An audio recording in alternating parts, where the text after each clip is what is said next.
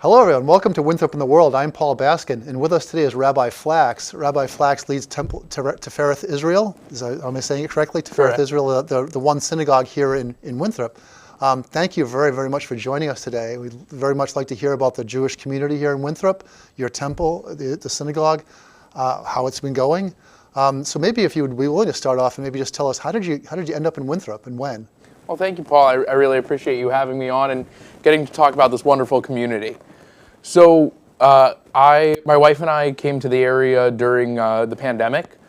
We were looking for communities that we wanted to start our family in and really be able to feel that growth and those spaces which are good for further development, community, etc. Mm-hmm. And we found a really great spot right around here. And in doing so, there was an opportunity with Tifereth Israel where they had been utilizing rabbinic interns and students from Hebrew College for several years, but were hoping to potentially get a little bit more consistency to allow for a more defined program and that next chapter. And so that really opened this beautiful opportunity where I've been able to participate in meaningful engagements for the last 5 years. Terrific. And how big is the congregation these days at Tifereth Israel, and how does that compare maybe to how it's been over the years? So we are roughly around 60 families, and that's our current numbers, and it's been about the same since I got to the community. You know, at the height, there are estimates that go everywhere from 700 families to over 1,000. Okay. And the records are not always the most accurate, right. But we know that there was a large, significant population here at different points. Mm-hmm. And that right now we're in that rebuilding phase of figuring out what is going on for this community. As also we see changes in the region with everything going on over at Suffolk Downs and the population shifts and developments and what that means for the community's growth. Right. And how sort of cohesive is the religious community in Winthrop overall? Is Tifereth Israel kind of doing its thing and the churches do their thing, or do you kind of have a communication at some level, and what's that about? So, I mean, most of the time we are doing our own things, for lack of a better term. Mm-hmm. But there is an interfaith council, which I am very happy to be part of. We hold our annual Thanksgiving interfaith service, mm-hmm. where we bring canned food together for the food pantry, and we do a non-denominational service that helps to have the choir from the church and pastors present. And every year it looks a little different of who's able to attend and participate, right. But it's a really great opportunity and allows for open dialogues when issues come up or questions arise for each other's religious needs. Right. So I'd like to get into that, but I guess I realize I want to hear a little more about the history, because we were getting into sort of where the Tifereth Israel came from. Maybe does the name have any significance, first of all? So it's the spirit of Israel. Tifereth is a term that's used very much within the Kabbalistic or Jewish mysticism. That's one of the spirits of God. Okay. And so you have that is used there. Oftentimes those names are very much what's just been available. You don't want every synagogue named the same thing. Right. So there are a handful of names that go around. Tifereth Israel is a very common one that you'll find throughout different regions. And I gather that in the United States there's, I'm getting right, generally 3 divisions: Orthodox, Conservative, and Reformed. Is that correct? And yours is not any of those? Correct. So, I mean, the thing is that's a superficial way that people like to try and break it down. But Judaism is very complex.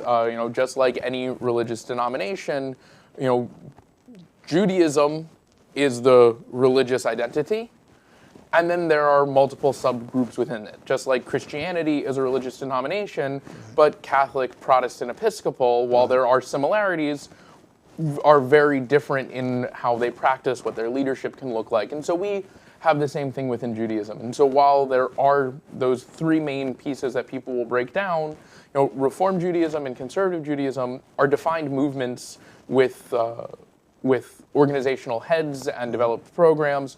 Orthodoxy is a mindset that has some organizations you can participate in, but also is a little bit more congregationalist, for lack of a better term. And then you have everything like Reconstructionist and humanistic, and other different ways that people will identify a Jewish community that may or may not align from one to the other. So is there sort of a national grouping that you feel cohesive with, or is there not the way to think of it? Or help me out a little bit there. No, of course. I always feel that Judaism is very congregationalist in structure, and the needs of the community are serviced by the synagogue and the rabbi and the program that is developed there. At different times, communities can go a little bit more to one side or another based on what is going on, the worldview, the community sizes, the amenities. And so by being an independent synagogue like what we are, it has allowed for the fact that over the years we have been affiliated with various denominations. There was a period that we were part of the conservative movement. Okay. There was a period that the synagogue identified specifically as traditional Orthodox, and it's one where it allows for the community to be available for the needs of the population at the time and not have a financial burden from a overarching community or a requirement that doesn't fit the needs anymore. Does that feel like that's an active conversation among your congregation in terms of where you fit on that spectrum, that there's possibility of reconsidering that, or is that you're pretty comfortable with where you are on that? No, I think being an independent synagogue in this period of time is the most successful, because we really are in a post-denomination type world, and the idea of trying to figure out the ways to come together rather than to keep separate elements, especially when you look and say there was a time that Revere had almost a dozen synagogues, when Winthrop had 2 full-time synagogues, when Chelsea had upwards of 16, 17. When you look at those types of dynamics, you can say let's be individualistic in our mindsets. But when there's one in the area, we want to make sure that while we do keep and uphold traditionalism, kashrut, other pieces like that, we are open to anyone and everyone to participate. Right. So that gets into what I'm thinking of the history and the geographic distribution, if you will, of the Jewish population in the Boston area. I think maybe a lot of people might think of it as more over on the western side of Boston, your Brooklines and Newtons and all that. Is that the way it is now, and is that the way it has been for whatever, the past century or more? No, I mean, going up north, Swampscott, going down south to Sharon, going out towards Newton and Brookline, those are very traditional Jewish areas that we see in Boston today, but really started to get developed as those strongholds in the 1970s. And of course, there are always going to be pockets here and there, and it's never a clear delineated line, but that's when you start seeing the kind of suburban growth. And that ties into just the general growth of suburban neighborhoods and the post-war, post-boomer activities of how communities shifted, education, family businesses, all of that really then changed how people lived their lives. And Winthrop was founded. The Jewish community goes back into the late 1800s. Okay. When Winthrop was a beach resort, people started to create Jewish or kosher hotels for the summer, and people would come and stay for the 2 months. And they knew that they could get the food that was for our dietary restrictions. They knew that they could have a rabbi who would be there, whether it be for the full summer, for a couple weeks, and they would change out to facilitate those needs. And by the turn of the century, there was an interest to say, hey, we like this area. The train's coming out this way. Revere is getting built up. There's more going on year round. Can we have a community that's really structured here? And the first building for our synagogue, we were meeting in one of the houses not too far from where we currently are, and that was in the early 19-teens. I believe it was 1912 was when they first organized officially on paper for Tifereth Israel. And we built our first building, which stood for nearly 40 years until there was an accident, a floor issue, and needed to be completely redone, which is the current building on Veterans that is housing our Jewish community. And that was done during the height of the Jewish community in Winthrop. Like I said earlier, between 700 and 1,000 families that were part of this community. That was the 1970s, roughly? Mid 60s to early 70s. Yeah, okay. So that was the high point, and then sort of what happened to where we are now?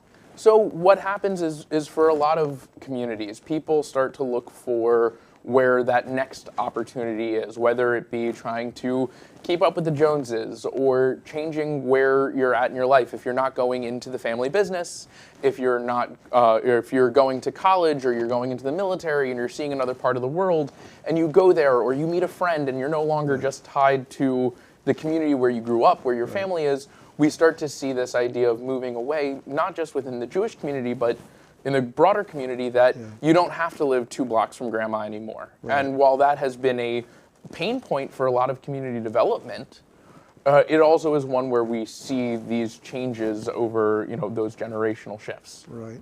And another dynamic we see in synagogues and churches in the U.S. is the tendency, I think, of a lot of congregations to have a lot of attendance at in Jewish community, the high holidays or Christian holidays, whatever the case may be, and at the other times of the year, maybe a lot quieter. Is that sort of a dynamic you see as well? Oh, very much so. When we have our high holidays, we're looking at, usually roughly around 100 people in total who make an appearance during those services. Right. On a regular weekday, we're getting more like that 12 to 16. Yeah. And while it would be great to see more people more often, I also understand kind of the way that society has gone for not just synagogues but churches and other houses of worship. Right. That we're all vying for the same time. So what are some of the things that you do during the year that are major community gathering points, other than the high holidays, of course, but anything else, I mean, in terms of community events that are worth noting? Yes, so we hold programming for most of the Jewish holidays, things like the Festival of Purim, where we read the story of Esther and usually have food and festivity and something fun. That's a big one that we do. We've held community seders in the past for Passover, as well as other gatherings, whether it be for family joys or community markings. Those types of activities really help.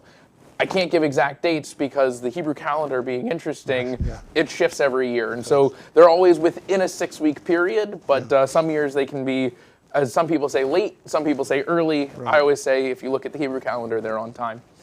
So obviously the moment in this country is what it is. We had the incident a few years ago where 2 people were killed in the streets of our town, 2 black people, but apparently the person who did this was coming after your temple. Is that correct? And then, so I'd like to hear you about that. And also, not so long ago, there was a Zoom bombing, an anti-Semitic Zoom bombing in town as well.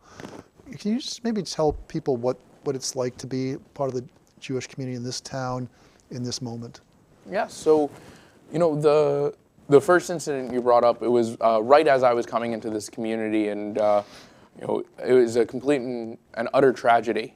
And you are also correct that it is my understanding and what we've been told that the synagogue was part of the attack plan, which creates a lot of uncertainty and makes us have pause of how we want to present ourselves or publicize what's going on. But the community's response to it, the marking of it, the support that we've gotten from law enforcement post that really helped to shepherd a comfort and let us know that we are part of this community overall. And going to then what you brought up in 2020, and I was there, where an anti-Semitic slur was said at me and a few of my congregants during a Winthrop Town Council meeting. And it was very jarring. It was very surprising. It's language that I haven't heard for quite some time. But the response that we had to that was a week later when we had our annual Hanukkah celebration. We had outpouring of support from the community, from the police, from fire, from all of our first responders, as well as the town council and other members who have come and stayed as part of our community, coming to events, checking in, giving me calls, asking if I can speak for different events and programs. And that's really allowed for us to know that while incidents will happen, because that is what you said, the time that we are in, unfortunately, that hate has no home here. And Winthrop has made that very clear. Right. What is your strategy then for, I guess, maybe even for speaking out in the town and also for advising people in your congregation, what you talked about, the level of sort of identifying publicly? I mean, what's your strategy? What do you tell people? Look, everyone needs to do what makes them feel comfortable. I am not here to tell you that you need to do X, Y, or Z. You need to care for your own comfort, your own security, all of that first and foremost.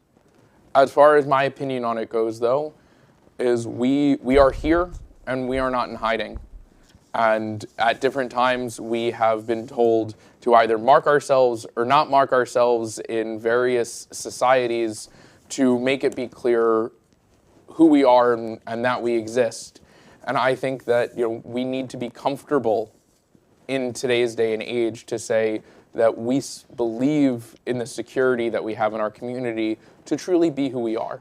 And that if you can feel comfortable walking down the street wearing a Boston University or a Harvard University t-shirt, then you should also be able to be comfortable walking down the street wearing a yarmulke. Right. Do you have a sense as to what the Jewish population is in Winthrop compared to your congregation? What I'm getting at is whether there's maybe a substantial population in Winthrop that is Jewish but doesn't feel comfortable or any other way ready, if that's the word maybe to use, being part of the congregation. Well, with everything, I would say there's definitely individuals within our community that are not part of the synagogue. And, it's just like there are definitely, Episcopals in the community that are not part of the Episcopal Church or Catholics who are not part of the Catholic Church for whatever reason, whether it be that they have another family space that they go to or, a discomfort with the space, the people, or just the time that we're in. But what I'll also say is we are open for all of our community. And whether you identify as Jewish, think you might be Jewish, have a question about Judaism, we are here for our community, whatever that looks like. And is your congregation mostly people from Winthrop? Because I know certainly in other cases at churches there'll be people who move out but then will come all the way back to the town for services. What's the situation with your congregation? A lot of people from outside Winthrop for whatever reason? Yes, so especially what you were talking about with the holidays, a lot of people will come back because of those family connections, and they'll come to see, sit in the chairs that they've sat in for generations, things like that. But the majority, I would say, are within the greater Winthrop area, Winthrop, Revere, East Boston. Right, and how connected are you with the other temples in the area? I know that when there's the menorah lighting, we have at least one rabbi from outside Winthrop that comes in and joins it. Is it a fairly good level of communication and alliance and affiliation between other synagogues in the area? Oh, yes. So the Hanukkah menorah lighting has been a great opportunity for community development and working with the other rabbis in the area, as well as, we have a North Shore Cantors and Rabbis Association, which keeps all of the Jewish clergy members in the North Shore area together and in communication. So we're getting updates on incidents that are going on, celebrations that are going on, and allows for when we want to do something as a community, there to be that support from one another. Right. I gather, are you a member or been somehow supportive of the Winthrop's Commission for Diversity, Inclusion, and Community Relations? Are you part of that or somehow working with that? So following the incident in 2023, they have been a very outspoken support to ensure that the Jewish community is being considered and participatory in various activities and events. And I've spoken at a few of their meetings to talk about issues that our community is facing and how that can be supported, as well as actually doing a talk for them on the history of Jewish Winthrop. That was earlier this year. I see. Okay. Or, well, I guess now last year. And so just generally, I mean, we sort of hit on this, but I want to maybe ask you more directly in terms of the line between religion and politics, which is a big one in this country. You're seeing that obviously what's going on right now in the U.S., maybe around the immigration situation, you're seeing a lot of religious leaders getting involved publicly. What's your sort of take on the line there where you feel comfortable or where you feel it should be drawn? So again, I can't tell other religious leaders what to do or other individuals what to do. You have to feel comfortable in the language that you are utilizing and where you are putting yourself. And personally, there are commitments that I have, both to my congregation, to this country as a military officer, where those types of politics are not ones that I personally engage in. And while I can have my feelings on it and you can have yours, I think the best way to build community is to know that it doesn't matter what you or I think, it's that we can sit together regardless of that. My favorite line on it is, if we can't see eye to eye, we can still stand shoulder to shoulder. I hear you. Though I'm also recalling after the incident, the killings here in town was, I believe, in 2021. There was a moment there where I think it was pointed out that we hadn't been in town celebrating LGBTQ rights, hadn't been marking Juneteenth, and I gather there was a sort of a coalescing moment for that. Was that something that you were somehow involved with, or part of, or working on raising awareness for? Not directly, but indirectly. Members of the congregation let me know things that are going on. We'll put that on our calendars and let people know the community events and the official pieces. But as far as taking those political points, my personal feeling on it is that there are spaces to involve in those dialogues, and where we like to pray and get together for our life cycle events is not that space. Right. You alluded to military service. I definitely want to ask you about that, because that's a tradition in your family, and it's also something with you yourself. Maybe would you be willing to talk about that a little bit and why that's important to you? Yes. So in my family, I'm a third generation service member. My grandfather was a naval Seabee. My father was an Air Force chaplain, and I now serve in the Army, in the Massachusetts Army National Guard, as a chaplain. And I'm almost at my 3-year mark, and it has been a really wonderful experience, because what you talked about earlier, that idea of interfaith outreach, what this role does is it allows for the ability to reach out within our community, and our community being the entirety of our population, our service members, and be there to support, to facilitate, and to engage. And that when questions come up, when issues are at hand, I am a person that people can turn to. And I saw that growing up through my father, and it was something that I very much wanted to emulate. And I'm grateful for the opportunity, and I'm grateful for the individuals I've gotten to meet along the way to provide for a meaningful and beautiful experience. Yeah, so you mentioned your father, you mentioned the military service. So you grew up sort of as, what's the term for it, a military brat who traveled all around the world. Can you maybe tell folks about that a little bit and what that means to who you are? Yes, it was a really great childhood, as I always like to say, as Johnny Cash says, I've been everywhere. And that's really how I've seen my life. I moved to Boston, the Boston area, 12 years ago, and it's the longest I've ever lived in a single space. And beyond that, I've gotten to experience culture across the globe, across the United States, everywhere from sea to shining sea, and really get to learn and experience what different communities can look like, and those opportunities for development, for engagement, and I'm grateful for having that experience. And your father was a rabbi? Yes. And any ancestors before that? No, so my father and his older brother were the first rabbis that we know of in my family. Okay. And before that, lawyer. Okay. Did you feel like you had a choice about being a rabbi? Oh, very much so. I like every 10-year-old, you want to do exactly what your father did. And then you turn 15, and you don't want to do anything like your father did. Yeah. And then somewhere in the subsequent years, you realize, maybe it's not the worst option. Maybe I can find some inspiration from this and make it my own. And no, I very much look at his opportunities as ones that provided a experience for me and exposure to me to figure out the right way for me to come to this point. Well, that's me wondering, was there a moment somewhere in that pathway that was the moment where you decided that was definitely what it was? And if so, what was that like?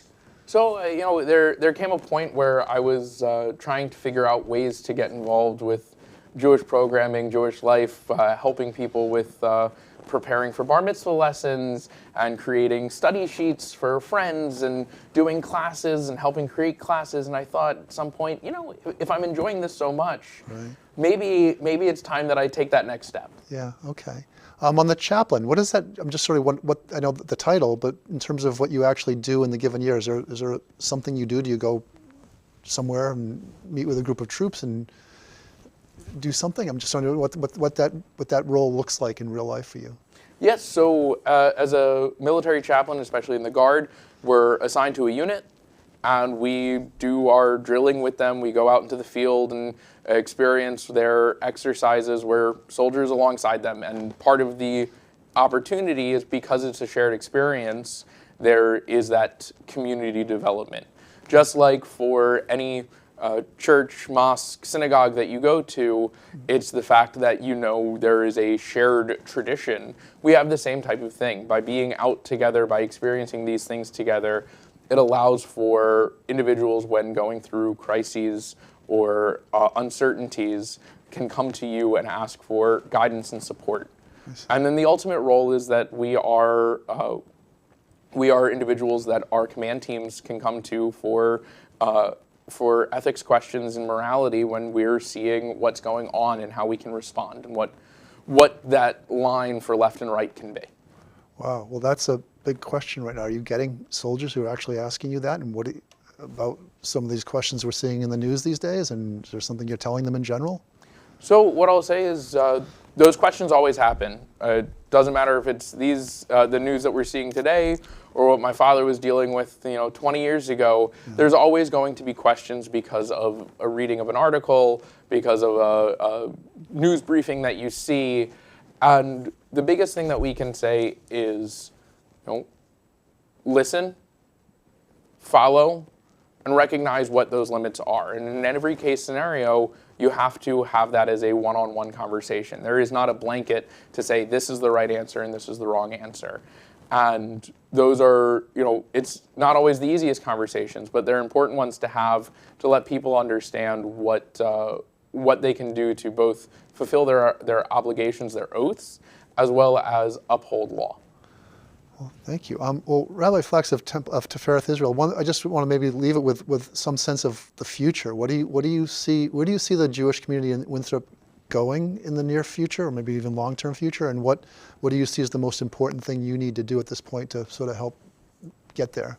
Well, if I could see the future, it would make everybody's life a lot easier. But what I am seeing is the fact that communities are changing. We are having more people who are moving into this area and into the greater area, and that is allowing for some conversations around how we can support and grow.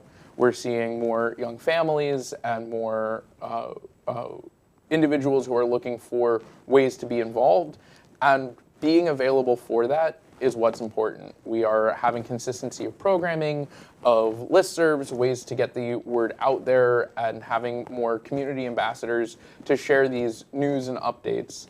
And that's our biggest way of getting the word out there. And I'm hoping that in the next several years, we will see that the population that's coming in is getting involved, not just with us, but with all of our institutions and community buildings and spaces to really show that these areas are necessary and have true value for the communities that we are building. Well, thank you. Again, Rabbi Flax of Tifereth Israel, thank you very much for the time today. It's my pleasure. Thank you. Thank you.